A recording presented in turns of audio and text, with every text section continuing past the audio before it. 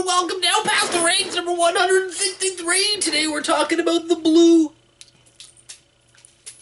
Noise cassette that was released on May 21st of 2019. So, let's talk about this absolutely exceptional album, shall we? Oh my god, they're so itchy. Oh, I didn't like it. Anyway, so let's talk about this thing.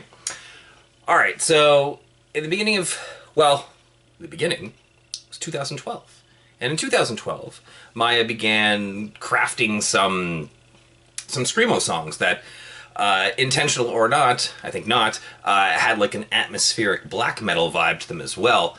So, I guess after on and on trying to rope these in and finalize these two songs called 1 and 2, Maya almost gave up, and then in 2019 was like, bam, I finished those two songs. Released them as an EP. I released that as demo number 1.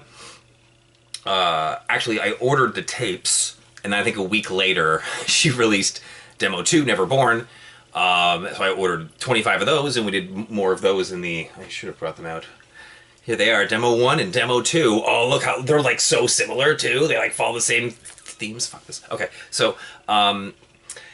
and while that one was at the plant, Maya, I think it was a week after, sent me a message saying, I have just finished the LP for this, like the full length. And I was like, oh my dear God, let's not release the digitals before the album this time. So it's crazy to think that, like, essentially to go back and be like, it took 5, 6, almost 7 years to write these two songs.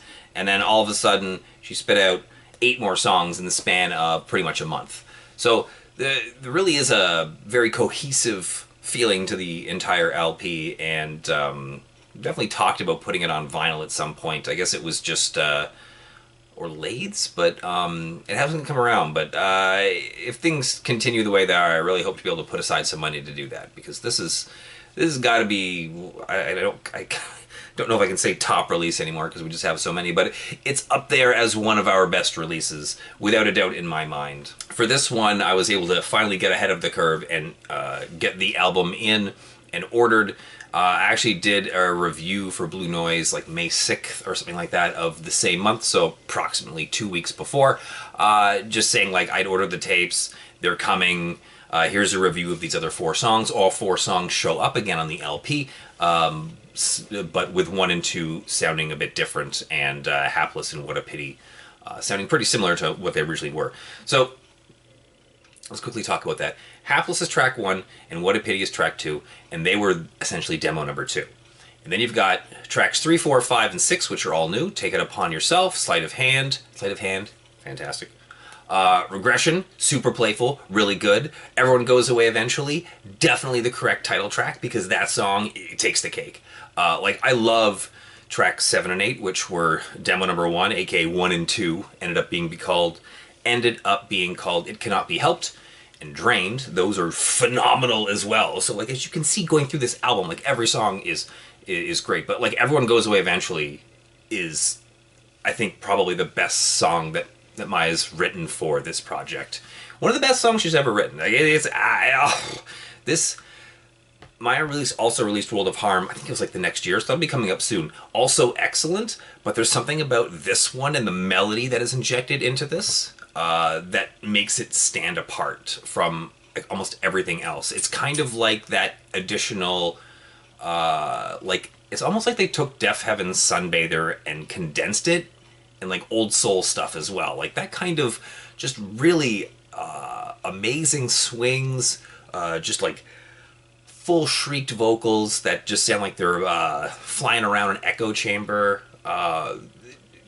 like a lot of tremolo picking and stuff, but also like some like kind of like breakdowns, and some kind of like Piet Anthel is able to incorporate a lot of like single note little solo things over top of the like emo violence sort of the hell's going on there, and it just works perfectly. So if you have not checked this out, P.S. Memory is 7 minutes long and amazing, you need to do that, because there's a reason why this tape sold out. The other 2 demos stuck around for a while, I think also because that stuff was released online first, but like these 50 copies, 25 blue. I don't have any more of those. I sold all of those. And then there was 25 on the swirl. So I am actually going to keep this one because it's ridiculously nice, and I swirled the case too for whatever reason. Yeah, it's not even a test tip. I don't know why this one is.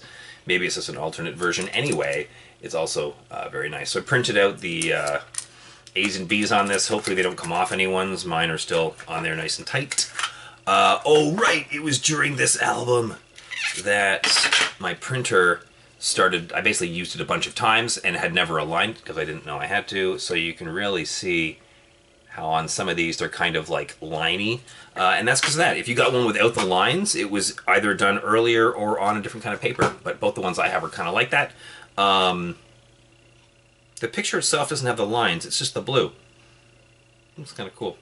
Or I'm just trying to kid myself. Anyway, so Maya did the art and everything as well, and I stamped the insides and numbered them out of 54. So it's actually 54 copies. Who knows how many of each version there are. It's also should be noted that this was written, performed, recorded, and mastered by Maya. Like, this is all Maya. Really a testament to how ridiculously talented she is. So I'll put that one up in the... Where am I going to put it? I'll put it up on the Bandcamp, because then you can jam it as well. Because you should be jamming it, and you should download it because it's free.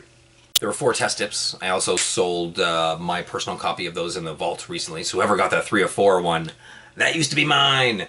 Maya has also played in like a bunch of different projects, as well as a couple of her own solo projects like this and the Cheeseburger Picnic.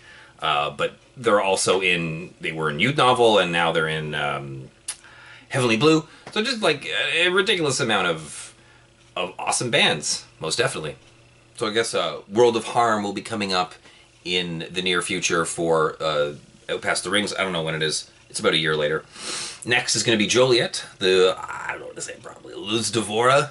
Luz Devora? Lou Devora? I don't know. I only speak a bit of French. All right, so yeah, I guess our outro is going to be that I didn't mess up the intro. So let's all have a little celebration, shall we? Oh man, that's super loud. Don't worry, everyone's just in bed.